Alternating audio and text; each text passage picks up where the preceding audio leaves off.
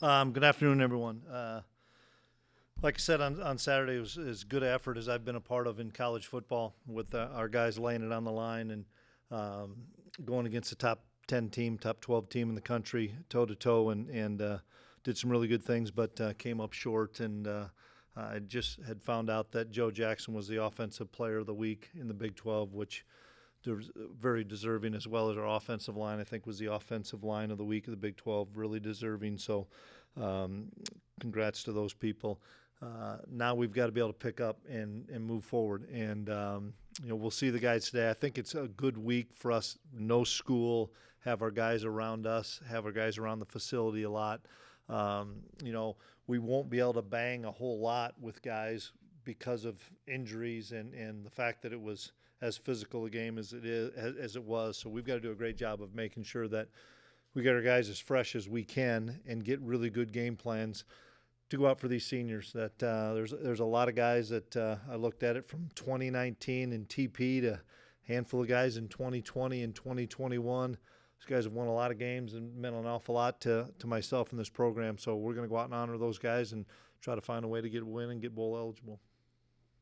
Coach, what kind of going back to the end of the game, what brought on what happened in post game with you? And I mean, it was a really stressful game, a horrible loss from your standpoint in terms of how it played out. But I care for the kids. Yeah.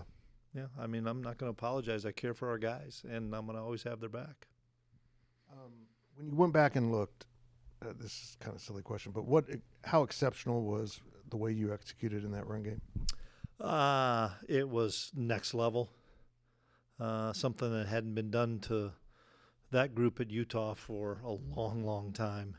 And the fact that we stayed convicted to it, and even when we got down in the second half after getting a couple of quick scores, we went right back to some of the things and tried to dress them up a different way because you can't run the same play in the same presentation. And I thought Matt did a really good job.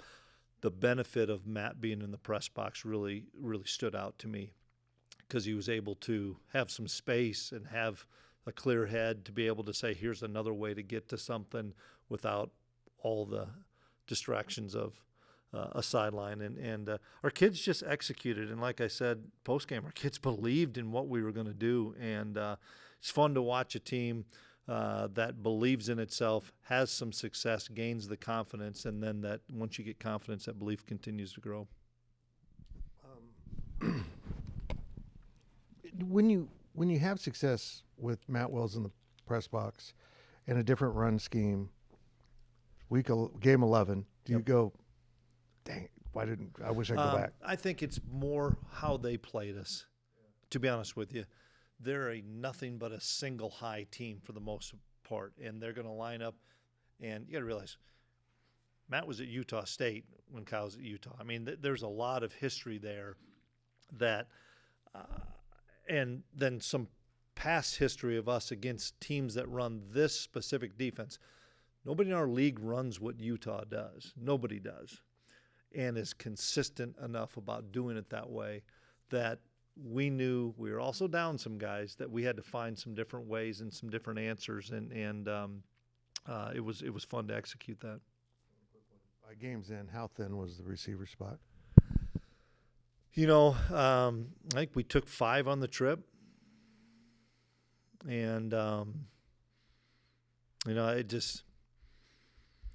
it's a weird year in that respect. I think 5 wideouts and 4 running backs, and just not many guys. And where other place we were thin is, and you guys probably saw it, we had to play Quay Moss and Daniel Cobbs at corner and at star because we were down so many corners. So that's the challenge part. And we got screwed up. Give Utah credit. We got screwed up with personnel a few times with them bringing in extra linemen and so forth that, hey, is Daniel playing corner or is he playing star or nickel this play? And but part of that was just we were out of guys. Is the plan for Matt to stay up top this week then? I think because it's so cold that he'll want to. I think that he'll make the suggestion to me that he'll want to be up there. But right now we haven't even gotten that far, but that'll be my suggestion. You know, we've been just working on Colorado stuff. We've got some recruiting going on. But for me, I'm going to say, yeah, we're going to keep you upstairs. The other thing that plays into that is Avery, you know, making sure that he's comfortable. And Sean McGuire is a quarterback analyst for us that's been with us for a few years, does a great job and has a great rapport with those guys. And if Ave and the quarterbacks feel as comfortable with Sean down there, which they do, then why not put Matt back up there where he can see it really well? For you personally, when you go through a season like this, when you do have a bunch of close losses, does that motivate you? Does that set a fire under you to get things right next year? You know, Kellis, you don't get a chance in the grind to think about that. It's something that at the end of the season, whenever that is, from this week to bowl game, that I'll really probably dive deep into it, of the whys of things. But no, I mean, that's the raw part of this game. The hard part of this game is it's hard to figure things out like that on the run. We can figure things out of saying, hey, we've got to change our routine and get to a fast Friday and not practice on Thursday. You're looking to do things in that respect to kickstart something.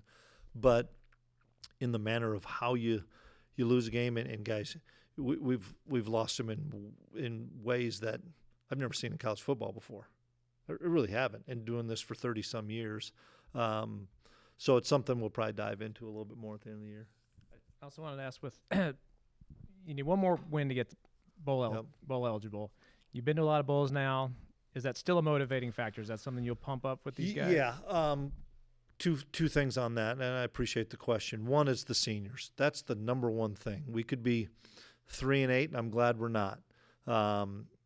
But we've got to try to win for these seniors. I've been a part of it and seen it where you don't win your senior day game, and that's a tough locker room. Been a part of it where you win that game, whether it's the last game of the season or not the last game of the season.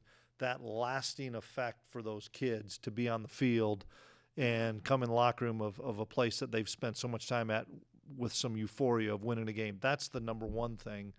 And then secondly, of making sure that we get an opportunity to spend more time with this football team, with an opportunity to be in postseason, and we're starting to play a lot of young guys, whether that's on special teams. Darren Whitaker had 2 tackles on special teams. Weston Polk had 2 tackles on special teams. Jace Adler, a walk-on kid that came to our program and basically in June is starting on punt team for us as a walk-on.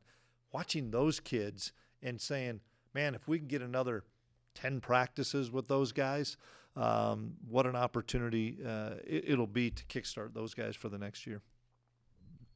What are you seeing in this Colorado team? Just kind of a weird year for them. Yeah, it's a weird year for a lot of teams in college football. It really is, and that's unfortunately kind of what you see right now in college football with the landscape of everything with transfer portal and NIL and stuff. I think they're really explosive on offense, and I know they've played a few quarterbacks, and the freshman I think is a really talented kid, and you can tell his comfort level as he's gotten more starts. I think it's collectively as good a group of wide receivers as we're going to play, and I think there's a number of guys that can beat you with explosive plays at wide receiver and a quarterback that can sling it around and feels comfortable there. So offensively, defensively, we're going to have our hands full to try to make sure we don't give up explosive plays, because that's what's hurt us and that's what has kickstarted them. On defense, I know they've been beat up a lot and they've had a lot of injuries, like ourselves. I've got so much respect for Kenny Dillingham in Arizona State, and that was a 10-7 game, and then a 17-14 game, and a 21-17 game in the fourth quarter with Colorado driving. They had a big win over Iowa State at home. They're a good football team when they put things together, and I've seen that. And there's some games out there that maybe it got away from them early on, but they're going to come ready to play, and it's their last game for whatever kids that they have. They're leaving their program, just like it's the last game for us, and so. For us, we've got to have a great game, got to have great game plans, and most importantly, we got to have the guys buy into them. When you look at how Joe was able to have that game, the offensive line able to have that game, just what worked so well that you guys can maybe replicate this week? We'll have to see. I'll have to talk to Wellesley as far as what they're doing defensively. Once again, like we mentioned before, Utah's a different defense than everybody plays in the league, so it's probably not the same plan. It's got to be something different. And if it were the same plan, it's probably not going to work because they're going to prepare for all that stuff. So, we need to, if it's not going to be sunny and 70, which I don't think it's going to be on Saturday, we have to find ways to win at the line of scrimmage. But I would tell you, Colorado's saying the same thing. If it's going to be a cold, raw day with a little chance of precip, whoever can win the line of scrimmage is going to have the advantage, and that's something that is going to be important to us, as well as the fact that we got a lot of guys beat up that are going to play O-line and D-line, but we got to make sure they stay fresh. I'm looking for your A+ quote. Oh, boy. Put it all out there. My question is about the senior class and exactly what this senior class means to you in Kansas State football. Yeah, every year this is a hard week for me, D. Scott. Whether you have postseason football or not, I know that when you have postseason football, it's still the last opportunity they're going to play at home.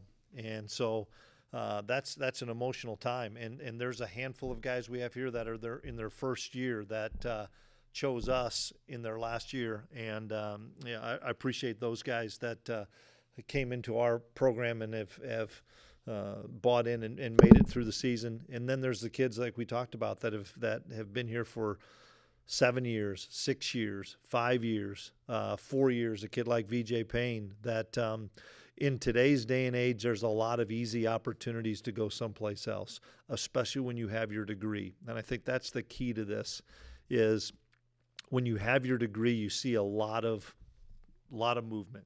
And I understand that. But these kids, a lot of them, most of them, almost all have their degree. Some of them have multiple. TP's probably got a doctorate out of here. Those kids want to stay. And in today's day and age, you don't think about that 5 years ago. It's a fifth-year senior. That's cool. He's made it through, and he's got his degree.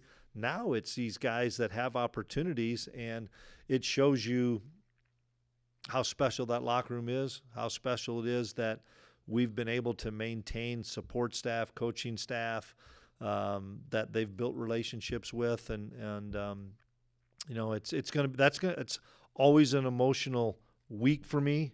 It's emotional for me in pregame, looking at those guys for the last time at the Hilton Garden Inn. It's emotional for me when they're running out.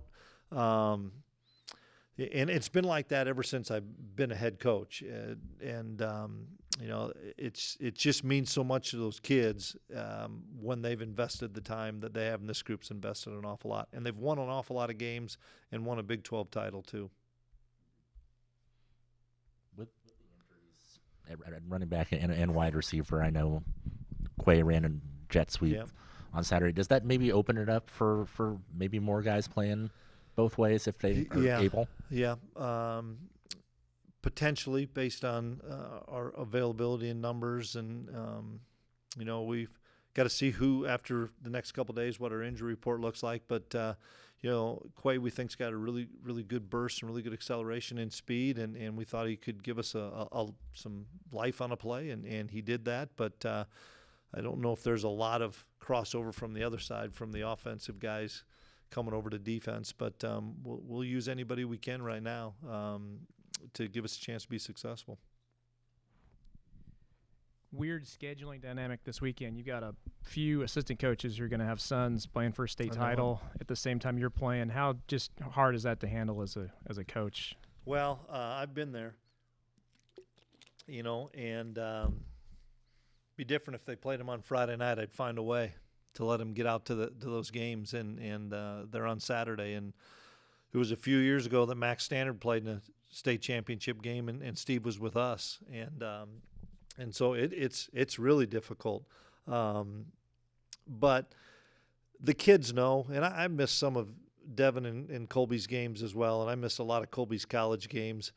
They know that this is what Dad does for a living, and they know the impact that that Dad has on the locker room and the kids that they coach, and how important that is. But they also know that they're dads, and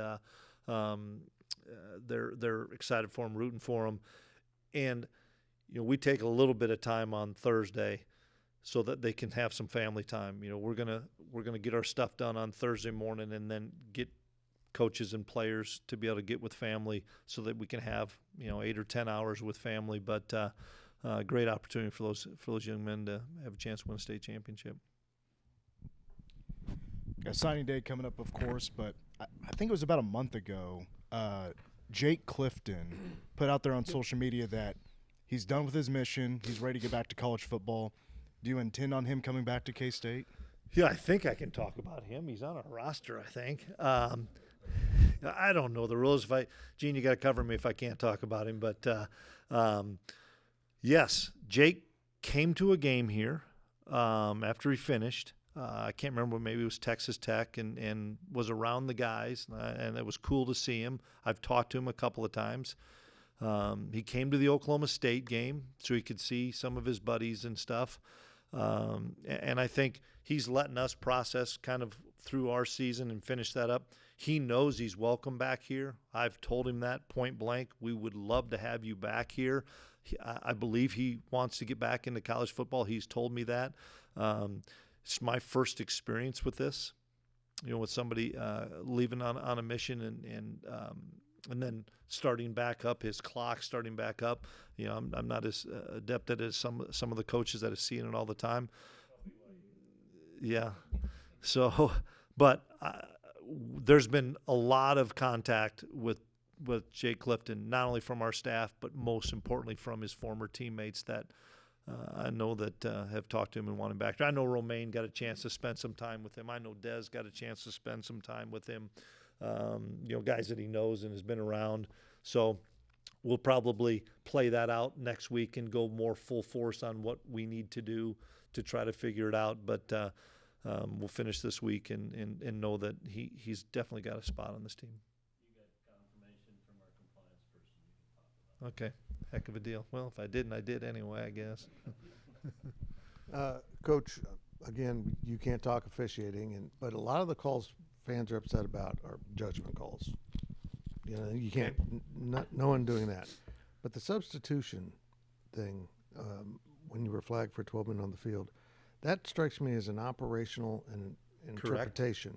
Have you reached out to I did. I have not heard anything back yet. I reached out, and I'm sure they're busy Sunday and Monday. I have not gotten anything back on that yet, but just an explanation is all I think all of us want.